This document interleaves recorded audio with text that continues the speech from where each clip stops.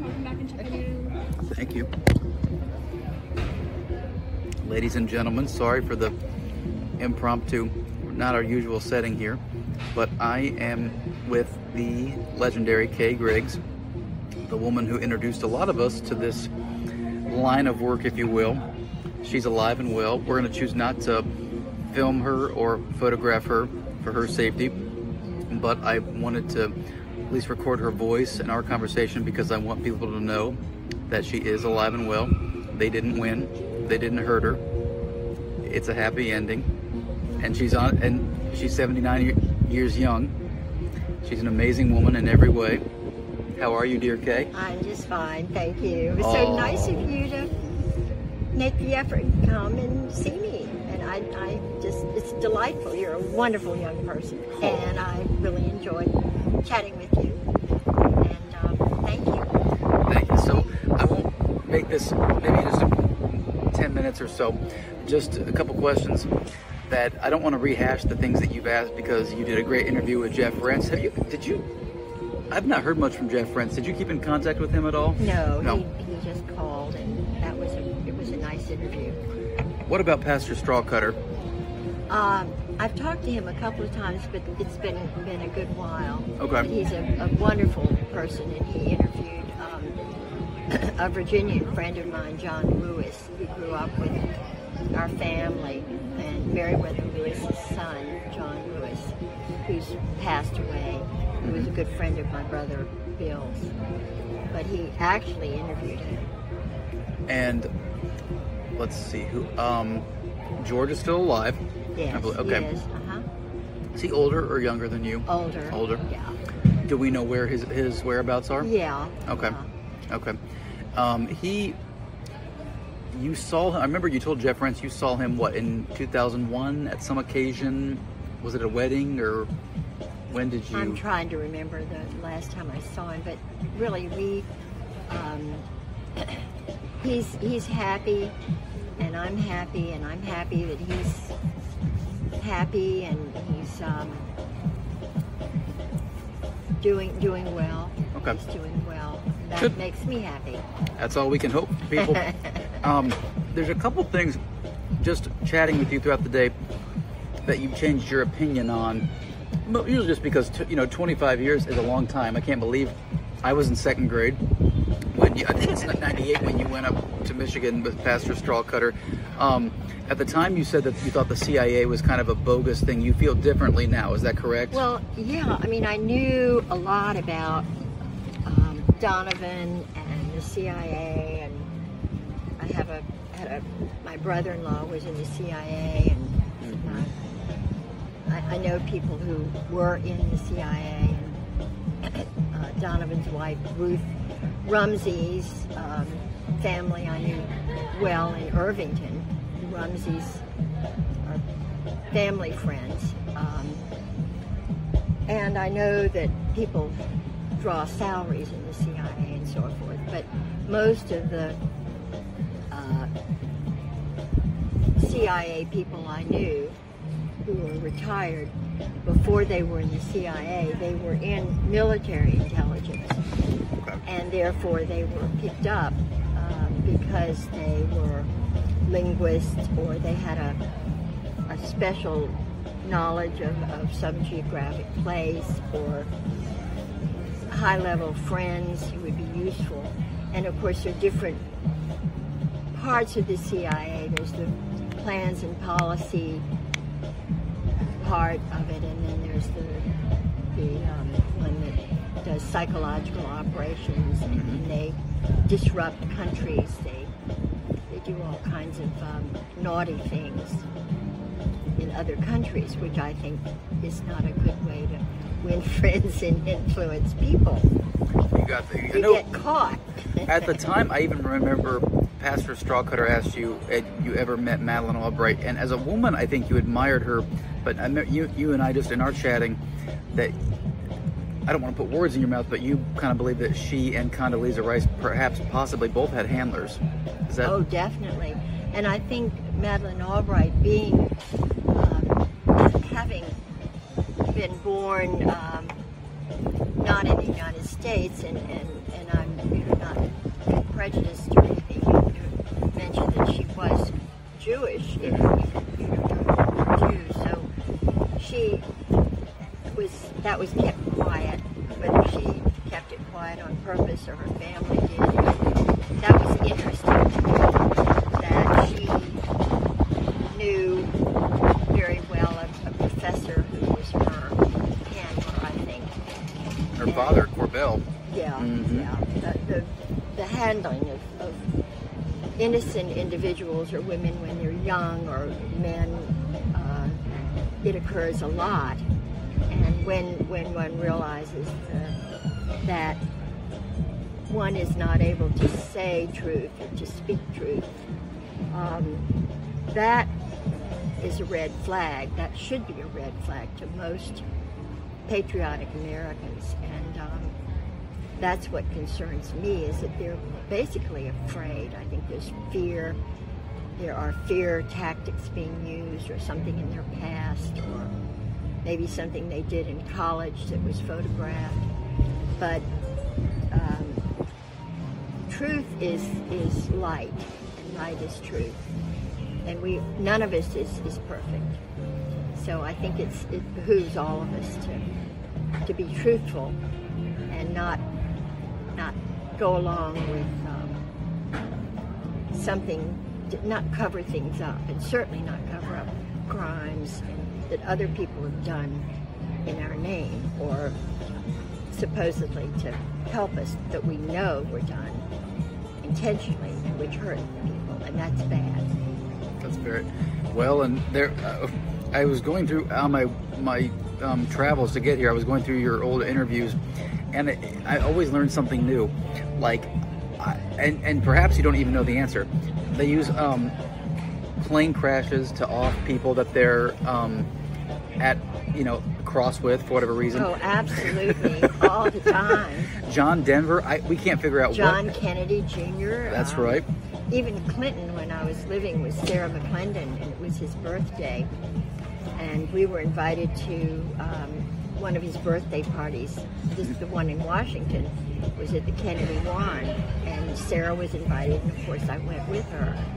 His 50th birthday, and I have a picture of myself with his cake, because we were going in and out of the White House, and it was so strange. Sarah told me about the plane crashes, and so did my husband, that this was what they did, and there was a plane crash on Clinton's birthday as I think a message. Sarah thought it was a message to him. There were at that time 2 planes that he was flying to another birthday party, I think in California, and one of the 2 planes crashed, and it was his birthday, and I think that was a message to him, because he was siding with not siding with the Palestinians, but he was fair he wanted to have a meeting with Netanyahu and Arafat, and the other side did not want that. And he certainly didn't want Arafat to meet with Clinton, but Clinton decided he was going to meet with Arafat, which he did, and he decided not to meet with Netanyahu, because right before the meeting was to have occurred, they did a really nasty thing in the West Bank that was to test Clinton. In other words, we're going to do this terrible thing, and it was, I can't remember exactly what it was, but Clinton didn't like that, because right before there was to be a monumental meeting, and hopefully a settlement of this ongoing problem, and Clinton didn't like it, so he had Arafat there and didn't have the Israeli president. And after that, Monica Lewinsky was brought up, and they got back at him. They tend to get back at at presidents, and thank goodness it wasn't Kennedy. Did you during the interview, you gave Clinton the benefit of the doubt, big time. You were very forgiving. You were very Christ-like. You really said that you don't think that he knew about the murders, that he was groomed like your ex-husband as a young man. When did you kind of change your opinion that maybe the Clintons had chosen the wrong path? Because you don't, on your words, you didn't always think they were like that. You're correct. Sarah didn't think they were like that. That's a good question. Clinton was from the South. Mm-hmm. Hillary was from Wellesley. They went to England together. They were brilliant mm-hmm. in their own. And she had been a Republican, mm-hmm. working with Nixon and the McCarthy crowd. I believe she loved him, and I believed he loved and respected her. So when I think he began to see, he had a definite weakness. He was a womanizer, and he was brazen about it, because I think it was covered up by the handlers around him, and maybe she knew. I'm sure she knew. They had a child together whom they loved. So and many things happened, like the plane crash, and like Ron Brown's murder and Vince Foster's murder, and he knew who did it. He knew. I heard from Sarah, but I'm not going to say, but I think I know. And certainly he was fearful after the plane crash on his birthday, 50th birthday. Would have been 96? 96. Okay. And I think he figured out why and who and that kind of thing. And I don't know, because there were slush funds, there were accounts that many of the politicians and people in the deep state kept in St. Thomas and Nassau. Lots of these military contractors were buying and selling weapons. Oh, wonderful. This is so good. Yeah?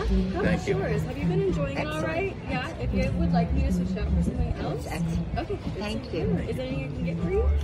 Sorry we switched on you. No, but that's okay. All right. No, it's part of the job. We gotta hunt people down all the time.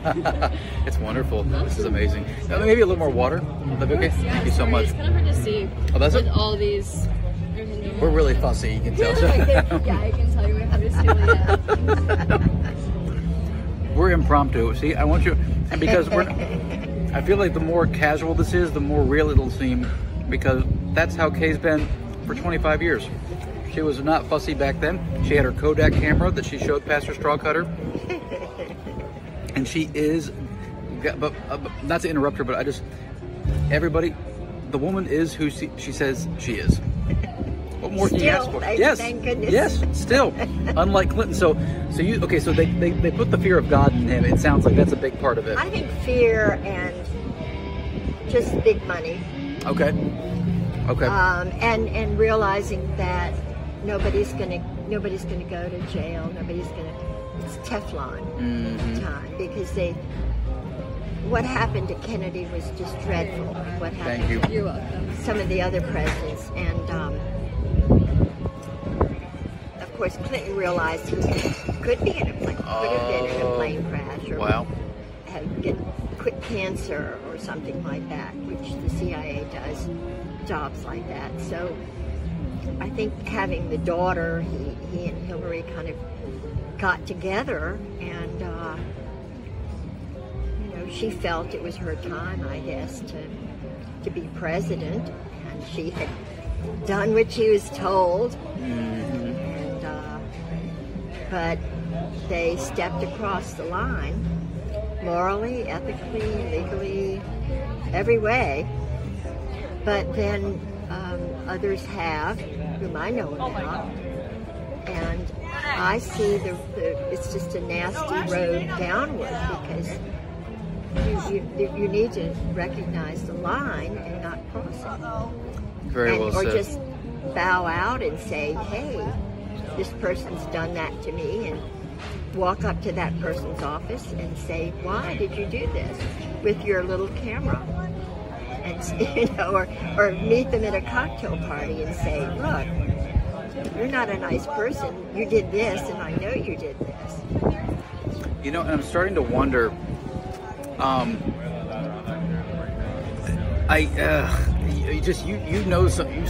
You know so many of these names that we just have become acquainted with. Like, you've known Robert Mueller for 30, 40 years, but maybe not that long, but certainly, I mean... No, I knew of him. He went to Princeton, and yes. When my husband went to Princeton, and he went to St. Paul's, and he had an Episcopal, one of those perfect marriages, but I won't say what I think, but basically, I believe that he, like my husband and some of the other Princeton boys who were high level, he was certainly high level because of the schooling he had, and being very good looking and coming from a nice family, he had a leg up, and married a girl. It was kind of a Barbara Bush. It was kind of one of those marriages. What's her name? What's her first name? His wife's name? I can't think of it. Barbara. I don't know. Barbara Mueller? Okay. I don't know. Okay. Barbara. I don't know Mueller's wife. But the point is that he was a rising star. He was a Marine. I know that I'm sure he knew the same Marines in Princeton who recruited my husband. I'm sure they recruited him. Mm-hmm. Maybe idealistically, because I think he was idealistic in the beginning. But I think I'm glad he's bowed out, and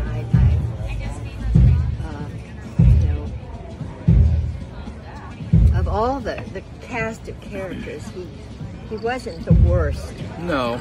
At all. And I think he tried to be a gentleman as long as he could.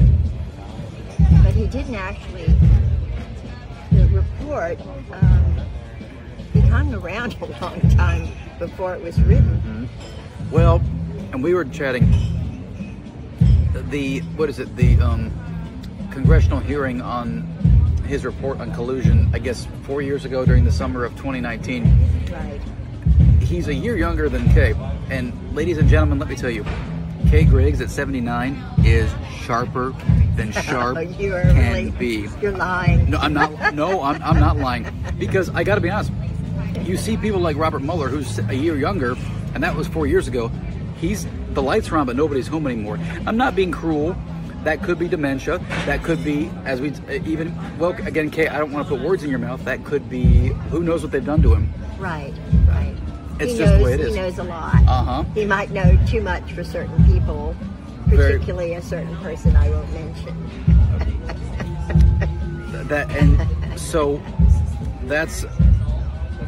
There's just so many ways we could take this.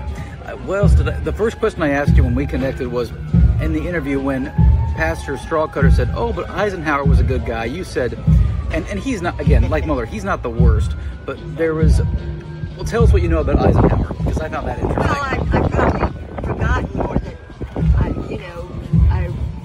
I did know a great deal about him through connections I have and had, some of whom have passed away, through VMI connections and high-level sort of naval connections, World War II connections. But one knows, if one has any savvy at all, about Kay Summersby, the Rothschilds, and her coming over after she was his driver. She was Catholic, she was from Ireland, and of course she went to a priest, and everything, and they were lovers.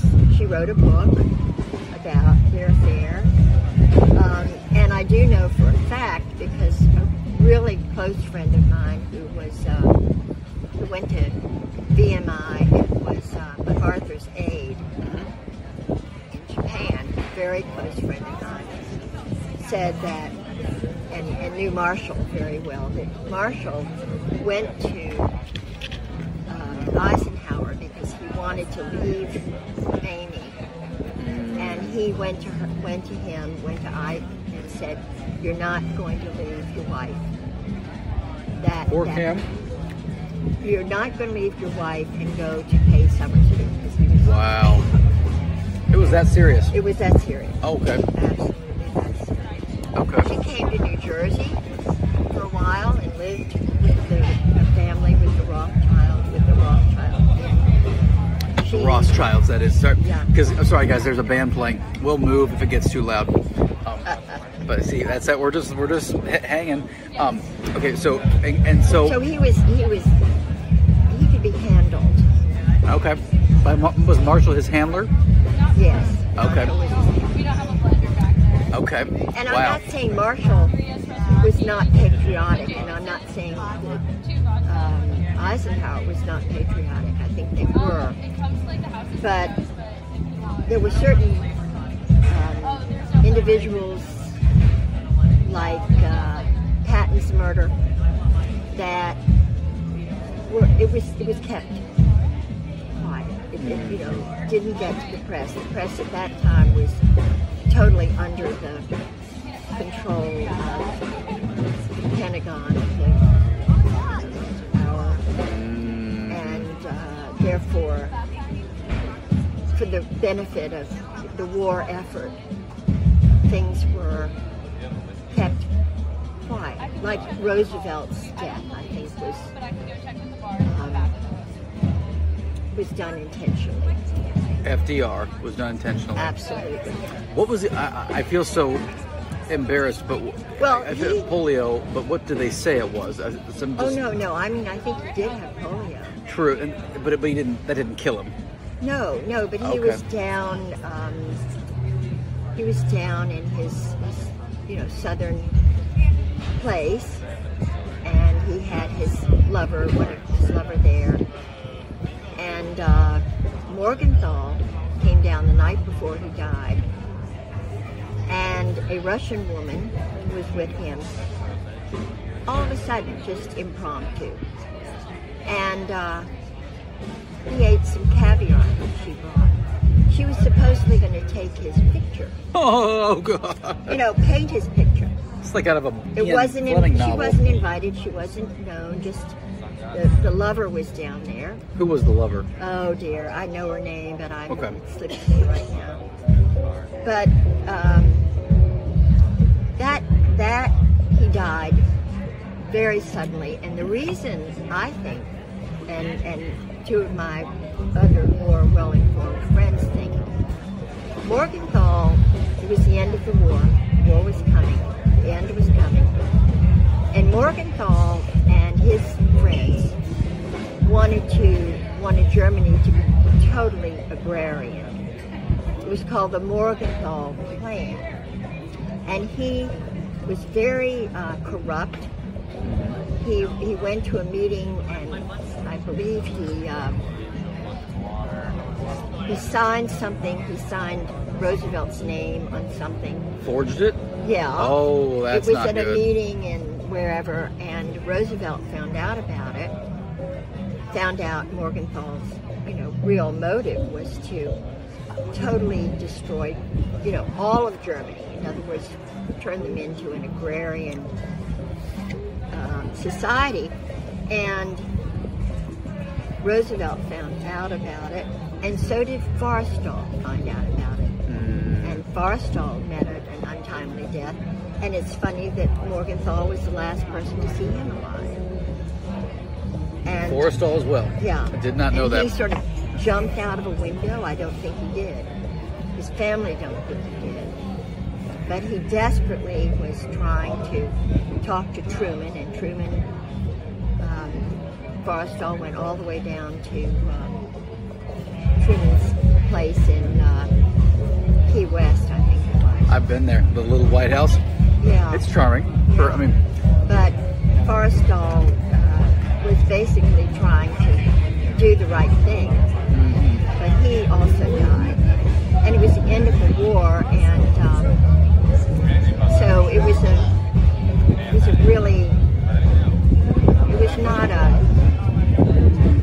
it wasn't an accident. I don't. We're gonna pause and see if because the band's playing, and we'll be right back. So sorry for the interruption. The band was playing. So Kay's about to tell us. So when she lived with the sainted Sarah McClendon, who saved her life, she was connected with some individuals who she wouldn't have probably. Thank you guys so much for coming. Thank you so much. Enjoy the rest of your evening. You as well. It's a pleasure. Our waitress is very, very sweet. So she was connected through Sarah McClendon with some figures that you may have heard of. There was a Gunther, help me, what's his name? Oh yeah, Russbacher. And then there was Kathy O'Brien of MK Ultra Revelation, who, yes, you spoke with her on the phone at least once. Yes, I did. Through Sarah McClendon. So Kathy knew some things. You knew a lot. Now, just because, okay, Kay, I don't want to put words in your mouth. Your take on Watergate is interesting because you do feel that Nixon was sabotaged, but that isn't to say that Nixon has a halo over his head either. Is that correct? No, but Nixon being his religion, as you know, he's a Quaker in California. But more than that, he was an OSS naval officer during World War II. He was a naval officer. Right. And being Quaker, they were very well. They were Quakers and Mormons are trusted. Agents. They were in the FBI. So Nixon at that time, and he had a very nice deep voice and so forth. And he worked with the McCarthy crowd, which Hillary Clinton also did during the McCarthy hearings against the Marxists, and there were many, many communists and Marxists active in the United States. And Nixon helped McCarthy to, during those hearings, Purge or expose. Yeah, and it wasn't all, McCarthy wasn't all that wrong. No. At all. And, you know, the pumpkin papers and all of that. And Nixon was chosen, as most people may remember, vice president under Eisenhower, because heretofore the presidents had all been in the Navy. They had served as naval officers, and the Navy did have, I would almost say, primacy, because you didn't want military men to run this country, you know. And of course, Ike had been a general and so forth, and he was well liked and popular in the Republican Party. So they, I think, to make the Navy, to make the Pentagon, to make the other forces happy, they chose a man who had been a naval officer to be his vice president. And he had a friendship with Bebe Rebozo, Which I knew very little. Okay, so friendship. Which may have been other than just very close. Yes. Was he was born in Cuba, right? Or was he? No. Was he, well, he was he was very high level in the, you know, that part of the world during World War II was vitally important. the Caribbean. The Caribbean. Okay. And Mexico, of course, and Latin America, and the FBI and the CIA, believe it or not, were interested in changing elections or making elections in Latin America and Central America, Panama, not be Marxist. Correct. Yeah. So they interfered. They put up people. They paid people to run. They were not good. Batista. One of the, Oh, many of them. Yeah. Perón. I mean, they were in Panama. It's just legendary. With the British as well. And have you been there? I feel like you talked about Panama. I spent my honeymoon in Panama. That's right. Okay, because I knew you had some. You mentioned it in some capacity Yeah. in the interview. Okay. And Ramon, of course, before I was there, was murdered in the right racetrack. And of course, during my marriage, some of my husband's associates were very involved with getting women Noriega, using loud, booming voices, music, and Scott, what did Jeff? So Jeff Renz, who I've not really followed in the last several years, what's he? Because he brought this up to you in 2005. Skull to voice to skull technology, something like that. Oh yeah, definitely. All Okay. that is very much still in use, and it's more. It's just more advanced, and we're into the AI, artificial intelligence, and it's going to be very difficult soon to tell the difference between a human being and a video and the real person. And we're, writing articles that are really sound like it might be written by you to get into Yale or whatever, and you did write it. I think the only way to get around that is to have them be written in cursive. Oh, or written in your own handwriting. That way, and the mentor that is standing over them, write down what you think, rather than have it sent on the by internet or mail, because it can be totally now not really your own. So you didn't know a whole lot about Gerald Ford, but you have no doubt that Kathy's telling the truth about Gerald Ford. Is that correct? I think Kathy is telling the truth. Okay.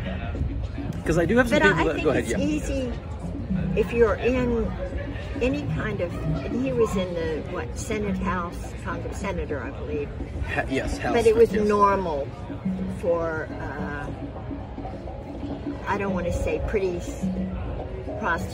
girls who were pretty secretaries to prostitute. That behavior was normal, and little boys were also part of the recipe there for men. The pages in the Senate. Would she call him a trisexual because he'd try anything? I don't know. That's she coined that term in reference to Ford. She goes, was he a sicko of the worst kind? I don't know. Did he participate in evil? He did, for whatever reason. But who knows? there were others who were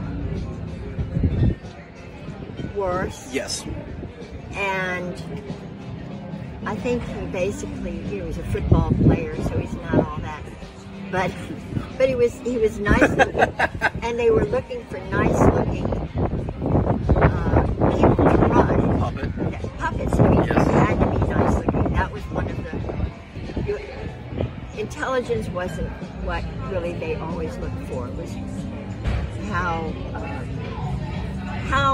did the person look?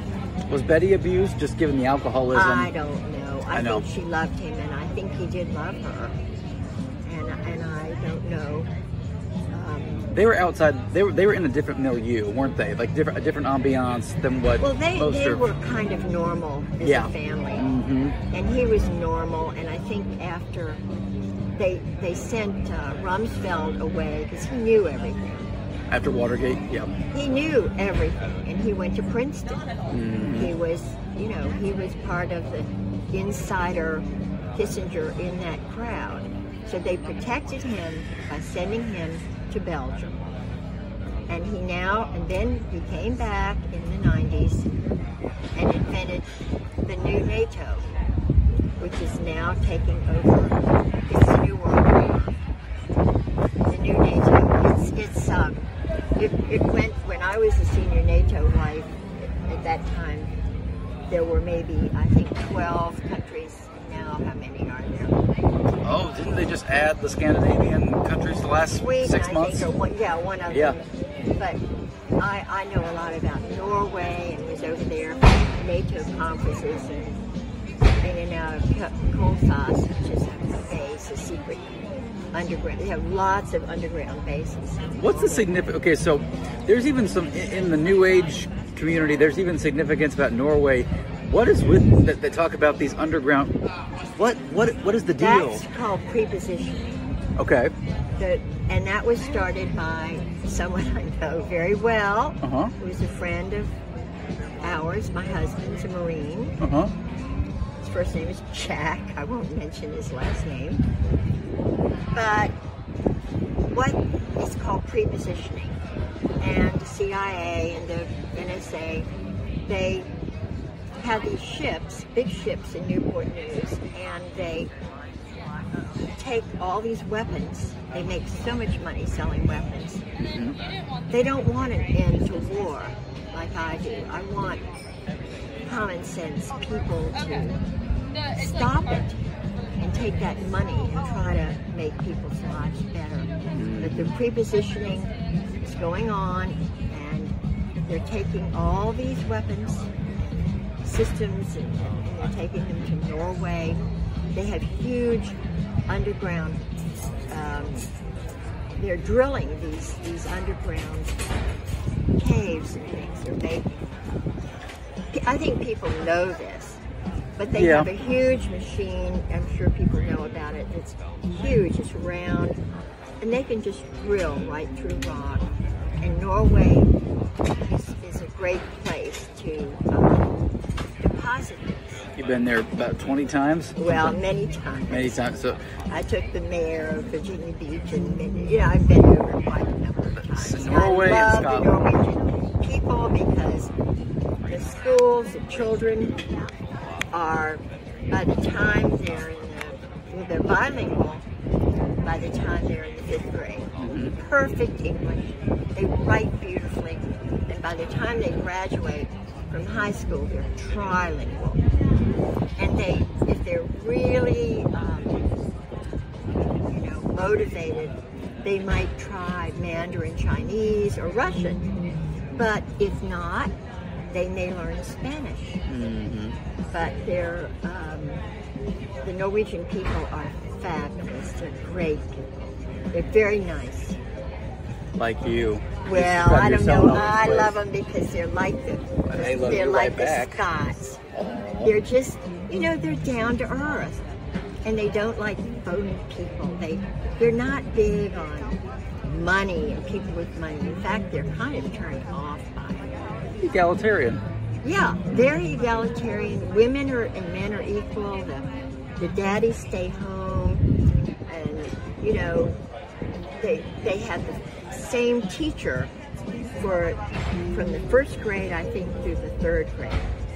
So the children will be nurtured. Very good. And the teachers will know them, and the children will feel anchored.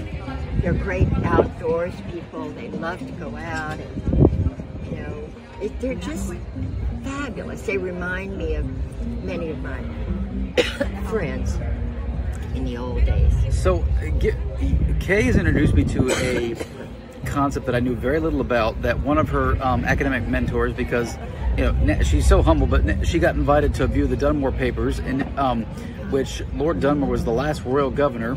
He was Scottish, but the last royal governor of Virginia, because she has a bachelor's in Virginia history and a master's in Scottish history, and the Celtic Church. You seem to know a lot about that. And who was it? Ian Brown? No, Peter Brown? Ian Cowan. And so, well, I knew, of course, he was a very good friend, and as was Jeffrey Barrow and Ronald Kant and Stephen Runciman. I was very fortunate, and Nigel Tranter, all Scots and all brilliant. But Ian was a professor of Scottish history who was very knowledgeable about Mary Queen of Scots. And I was very interested in Mary Queen of Scots because I speak French. And better than her ex-husband, whose thesis was faked. That's neither here nor there. Anyway, yeah, go on. True. And Mary Queen of Scots was born in Scotland, but she lived her early life in France, and she was married to, in fact, she was Queen of France. Yes. For a short while, they got rid of him, a guy named Montgomery. It's a long story, but anyway, so she came back to Scotland, and I was very interested in her early life because most of the Scottish historians in Scottish history was written from the male paternalistic, misogynistic point of view, which was normal in that forever, you know. But Antonia Fraser, after I did my research on her early life in France, and I admired her, and her cousin was, of course, Queen Elizabeth I. But it was a rough time to be a king or a queen in that era, because they would, you know, popping off a king was easily done as popping off a president, I suppose, when you know, with Lincoln. Conspiracies do exist. Did you see there was a film just recently with Margot Robbie played Queen Elizabeth, and I can never say her name, it's Irish. Saoirse Ronan played Mary Queen of Scots, and how they were almost like sisters in their correspondence. Yeah, and they talked about each other. They addressed each other as sister. Okay, and so interesting, that whole period.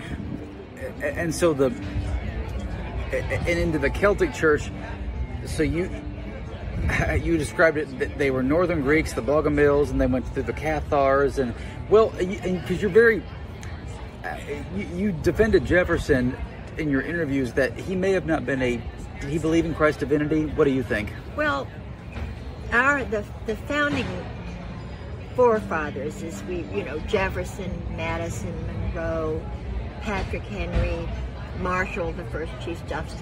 They were all Virginians, and they were all Scots. So they were, and they all, during that time, the Declaration of Our Growth was memorized like the Lord's Prayer. They memorized the Declaration of Our Growth, which was probably somewhere around the 13th century, the 12th. You know, it was a give me liberty or give me death document. It was a declaration, which in law is a very important thing. And Jefferson was brilliant. You all right? More? Dry mouth? Oh, you. I have more in the car. Oh. Yep. See, we're casual here. But Jefferson was so brilliant, and he was also very hospitable. And there was a man by the name of, well, I shouldn't mention him, should I? Uriah P. Levy. Was he in that era? Oh, yeah. So he's long, it's not too soon. Okay, I can say. 300 years. He was crooked and a mess. And very unethical and very connected to France. Okay. And the wrong people. But Jefferson spent time in France, of course. Yes. And so did Franklin and so forth. Jefferson's wife died, and I have my thoughts about his friend. Who's the friend? The friend being Levi, or Uriah P. Levy was not his friend. It's like a nemesis. Okay. But he wanted Jefferson's papers, and he got them. After his death? Very conveniently. And he also got his house. He owned Monticello? He most certainly got it. I didn't know that. I was ruthless. there. I've been there in 18 years, since 2005. ruthless. And what's interesting to me about Uriah B. Levy is he like, and I shouldn't say this about John Paul Jones, but they were both kicked out of the Navy. They were crooked. Even back then. Well, perhaps so they were more. Kicked out of the Navy. Wow. And yet, you know, we have John Paul Jones. He was Scottish. He was from Cookubry, Scotland. He was an adopted, sort of illegitimate child of a laird from Cookubry, which is very near Dumfries and that part of Scotland. But he came over to Fredericksburg, talking about John Paul, his name was John Paul. He changed it to John Paul Jones. John Paul. John Paul. He got into trouble. Because he was kicked out of the Navy. He was kicked out. Okay. He did something wrong with the daughter of a very high-level person who married somebody else very high-level. And he was a bad boy. But he wound up going to France and I think going to Russia. But he was a Peck's bad boy. When he was buried in Paris, I think, and they brought him That over. was rare in that era to go to Russia for Americans, was it not? Or Well, he was bad. He had to leave the United States. So you said in the I had never heard this. Levy was Yes. also bad, and Levy was involved with, you know, the Feats and that crowd.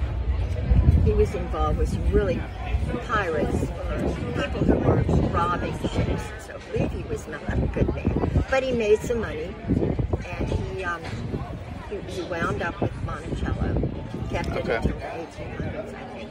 But the papers, in other words, Jefferson, to answer your question about whether he was a Christian, he believed that Christ was the most perfect man. He wrote a version of the Gospels. He wrote the Jefferson Bible, which I'm sure you know about. And he was as much of a Christian as some Christians I know. Sure. Of course. He was a gentle person. And he was tall. And Stephen Runciman said being tall was the recipe. Thank you so much. You're welcome. I hope you guys enjoy your evening. I appreciate it. Being tall, when you're starting a nation, you need a tall guy. You need tall guys. Because Stephen Runciman said little people will follow him. He doesn't have to say anything, do anything, but they will automatically think he's tall. Tall is good. So you brought this up. I must have missed it the first time when I watched your tapes that you believe that Jefferson was assassinated, but I couldn't quite figure out for what reason. Well, he and Madison, you know, died on the same day. 4th of July. That's It big was folklore. signature. It was what they call 4th of July. Like, oh, astrological, their souls. We get it. Yeah. Well, that gets spun as this like really messianic. Oh, America. Oh, it's totally. That's not how life works. Masonic. Yeah. No, it's totally Masonic. Okay. Was that just their And send-off? Levy, I believe, was a Mason, and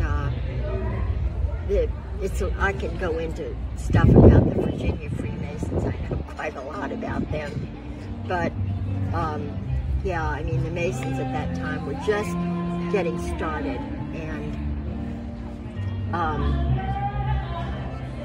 Virginia was a Christian state. It was Episcopal, it was Anglican, it was English, and then when the war occurred and we won, quote unquote.